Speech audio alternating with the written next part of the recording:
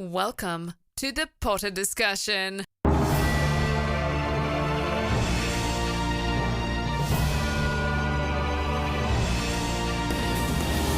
Welcome back to the Potter discussion. This is episode 92, and on today's episode, we will be testing our knowledge on Harry Potter and the Order of the Phoenix. Let's do this.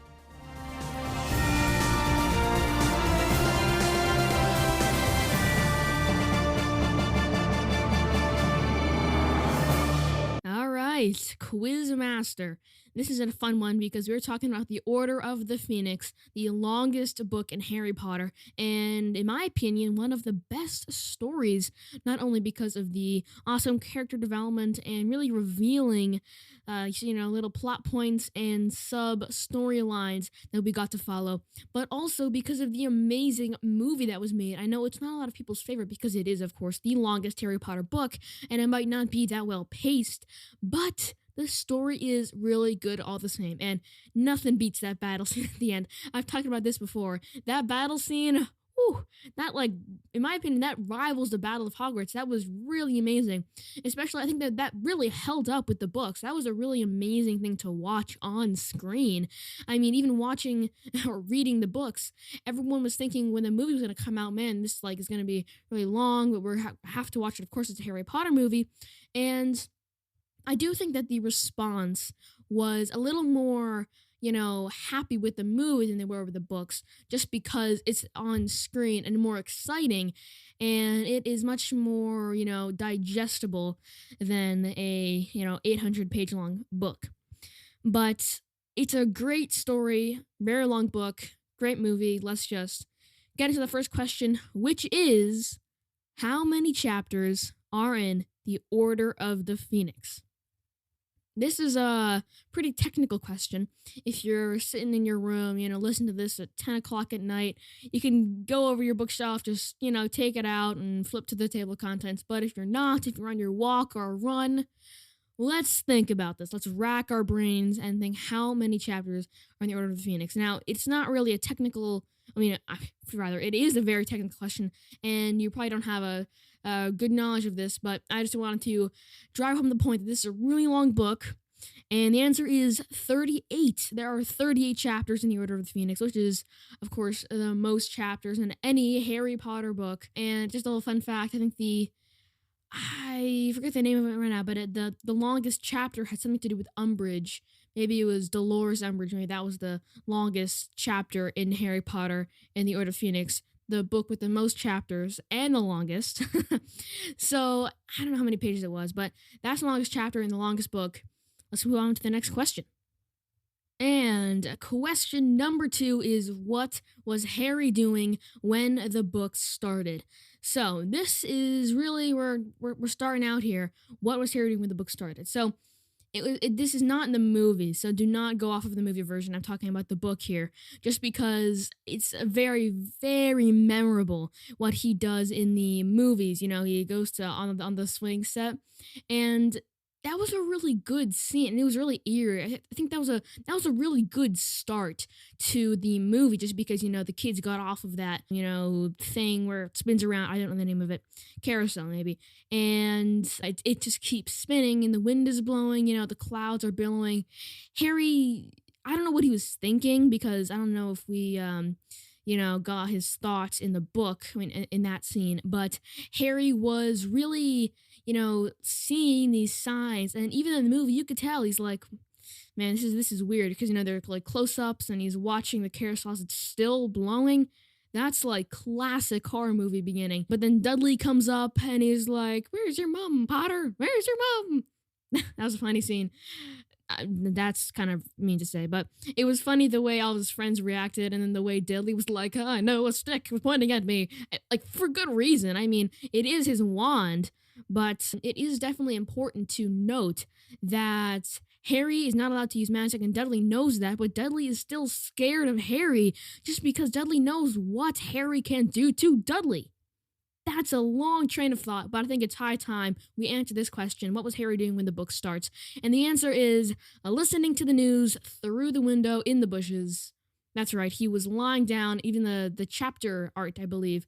He is sitting, or rather lying down under the window in a bush of flowers, and he is listening to the news just to make sure that Voldemort isn't doing anything funny. Nothing, no funny business. And then he gets up and he hits his head in the window, and then Vernon's like, and attacks him. So that's the whole scene. And I do believe that is the first scene in the book. I don't know. It's definitely in the first chapter, but I know Harry's like kind of thinking his thoughts in the beginning, and it's kind of a whole thing where he's kind of thinking like, well, if Voldemort says something, it'll be the front lines because he'll probably kill someone or something like that. So Voldemort is definitely on the move. That's kind of what Harry was thinking, and he would definitely be, the first headline in the news if Voldemort did anything. So that's why Harry was listening. But let's move on to the next question. And that next question is number 3. What is the first spell Dumbledore's army learns? So this is a very complicated question just because there are really two sides of the story. You could say that it is a movie question or a book question.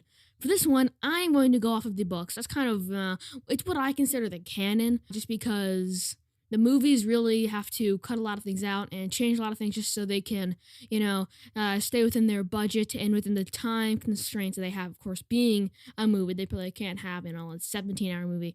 I wish they could, but unfortunately, I don't think that's how it works. But they do have quite a lot of things in the movies, but the books are just so much more detailed. So I'm going off of the books for this one. But what is the first spell for Dumbledore's army? I think this is a question where you have to think, what would Harry do? Because, of course, Harry's he's the person who teaches Dumbledore's army, but you have to think, what spell would Harry think is the best one to teach a group of people who need to learn defense first? Which spell do I think is the most valuable, and what spell have I used that has helped me out the most in my career as a person who fights Voldemort and is really the face of, the whole Dumbledore's army thing? He's the teacher, he's the one who knows the most, he's the person who's giving them the most tips and stuff like that. So it's kind of a question of what spell does Harry think is the most important and basic enough that a group of people like the people he's teaching could learn. And the answer is Expelliarmus, the disarming charm. It really fits with Harry if you think about it. His whole, offense is, or defense is the best offense. That's really what Harry's whole thing is. That's what he's known for. He learned Expelliarmus, and if I do point out, Snape was the one to teach him Expelliarmus. I don't know, feeding into a couple theories.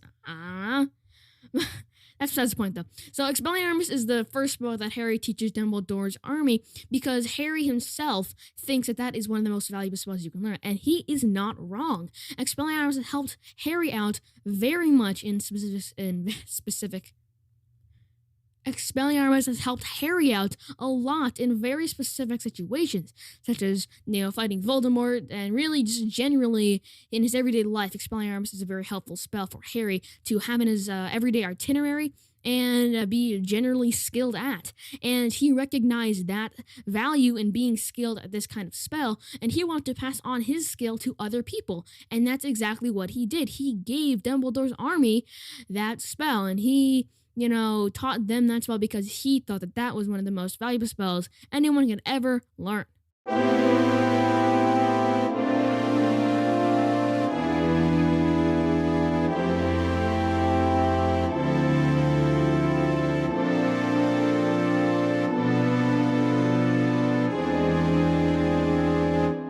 And moving on for the next question, we have an easy one. What attacked Harry in the underpass? So he and Dudley are just going along, minding their own business, and then they get attacked by a something in the underpass. I think that's even what the chapter is called, the underpass.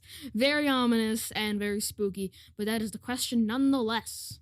And I've got to hand it to the filmmakers here because in the movie, it was a really good scene. As I was mentioning before, Harry's on the swing set, and then he, pointed his wand at Dudley, and then all his friends laughed, but Dudley knew that Harry could do some real damage. And then when the sky went dark and the wind picked up, That was a really well done scene. All of his friends ran away as fast as they could.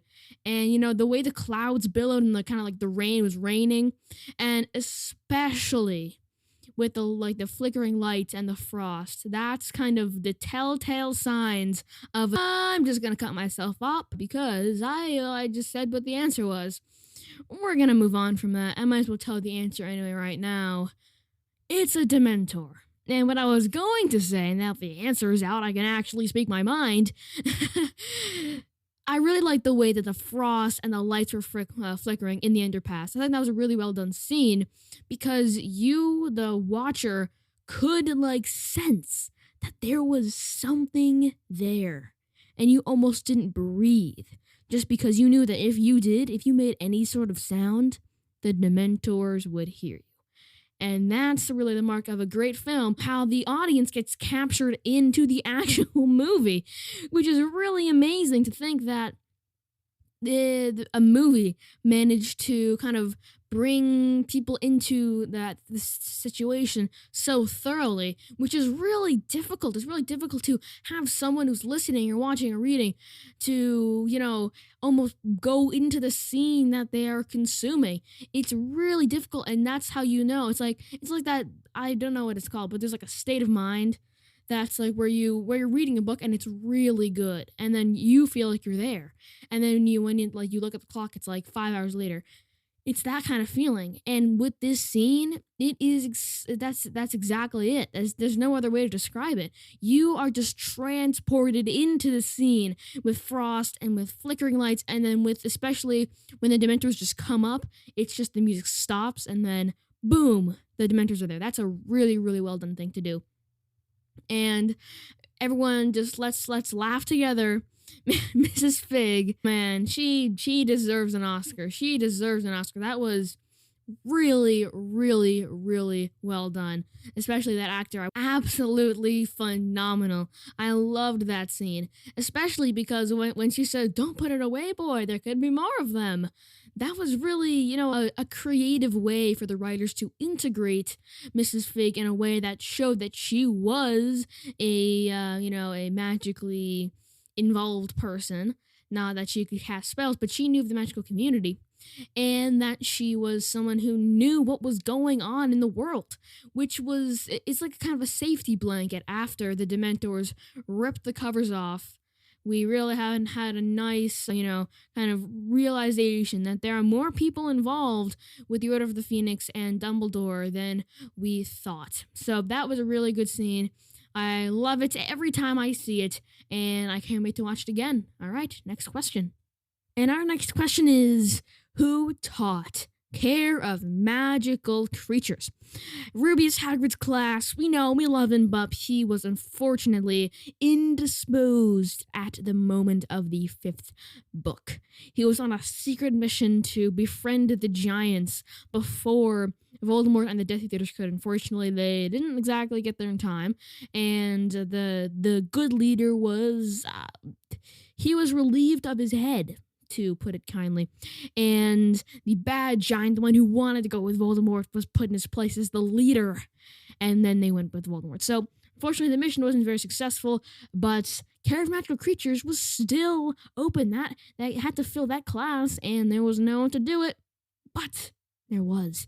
Who was that person? Who was the person who filled in the position? It's not a well-known person, I can tell you that. It's not someone who's, a common goer of Harry Potter. Not someone like that, but they are very, very good at what they do. And I think, gave a unicorn, maybe it was a young unicorn, the first animal that they, I don't know. That's what I remember, a golden unicorn, and only the girls could touch it because they prefer a woman's touch. I believe that's what she said. But that is all the hints I can give you. And I can tell you the answer right now. The answer is Professor Grubbly Plank. What a solid name. That name is good. That's a good name. Professor Grubbly Plank. Oh yeah, no names. Oof, names are great. Grubbly Plank? Really? Grubbly Plank. I don't know what J.K. Rowling was thinking, but Anyway, that's the person who taught Hagrid's class, and of course, she was very good, but still, the name can cover everything, I suppose. But she gave a unicorn, and all the girls got to pet the unicorn. And yeah, really a fun scene to read / hear about. So yeah, great scene, great question. And our next question is about the prophecy. The fifth book is where this whole notion of a prophecy is, revealed. Where Harry, we don't get the details until later, but Snape overhears, trying to give him the prophecy. Then he goes to Voldemort.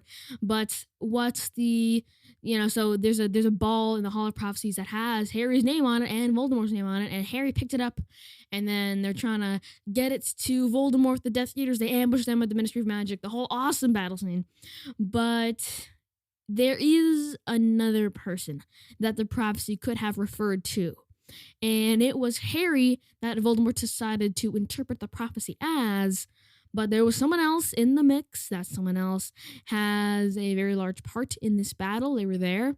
And this other person could have been someone who was, actually at the, place where the prophecy was. But also, there's another, also, Voldemort could have gone after that person and, done what Voldemort did to this person. So who is this person? Who is this mysterious figure shrouded in mist that I'm talking about?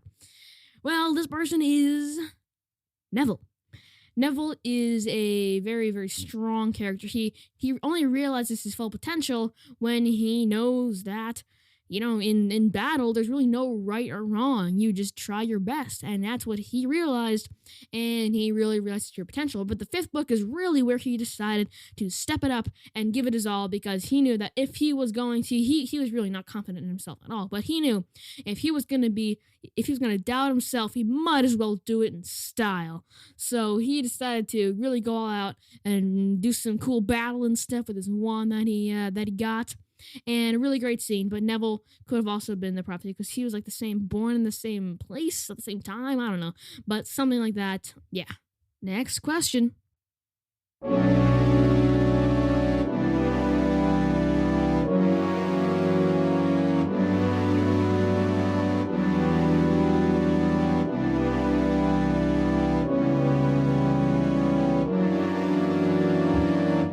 And our next question is, what Quidditch position does Ron play?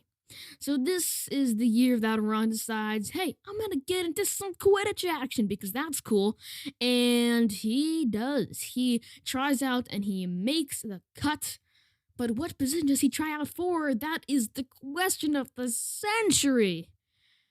Okay, let's get into this. So, Ron is a very avid Quidditch player, and he is actually pretty good at it, but the only problem is he doesn't really, have a unbiased and fair look on Quidditch, because, of course, with Harry as the captain, he isn't, the, perfect, unbiased, and perfectly neutral person that Harry has to put into a position.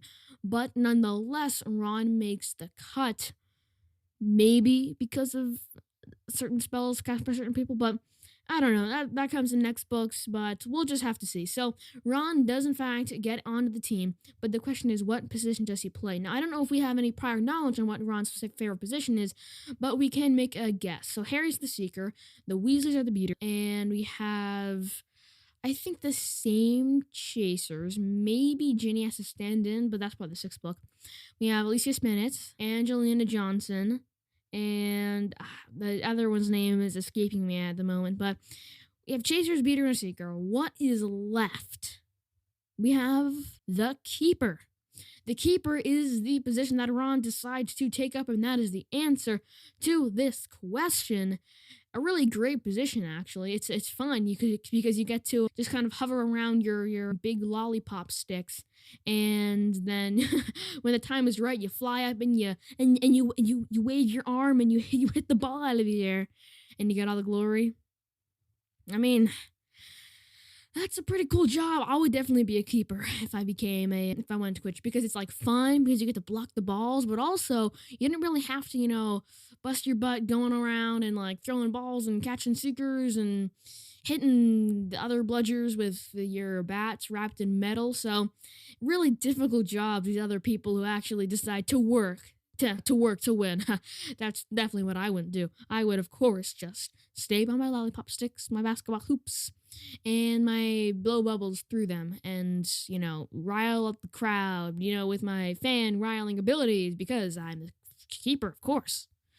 We have gone into a different place that I'll now take us out of. You're welcome. Next question. And the next question is, what job does Harry want? It is in the 5th year that students are encouraged to think of the job that they might want and go for that owl, go for that NEWT in the 6th year. So there's a lot of different moving parts in the 5th year that Harry has to figure out and move around in such a way that he can get this job. And it's a job that he has kind of heard about and has been wanting for a while. He just didn't know that there was a job for it. He's liked defense. He's liked catching the bad guy. I'm giving you a lot of hints here. Pay attention. And he likes, the spells that kind of, take away the danger in an enemy, in a situation, in a group of people, in anything. Harry just likes to do good and take the danger out of whatever he's facing, which is a very big hint. I hope you're listening to this answer. What job does Harry want? And the answer is an Auror. Harry wants to be an Auror, and it's a pretty good job to have, especially for Harry, because he defeats Voldemort in the end. Of course, he doesn't know that he defeats Voldemort in the 5th book, but he does, in fact, defeat the Dark Lord himself, which, in my books, makes it pretty dang qualified to be an Auror in the Ministry of Magic. But the funny part is, I think Ron also became an Auror, and it's, strange to see, the whole trio just going into the Ministry of Magic.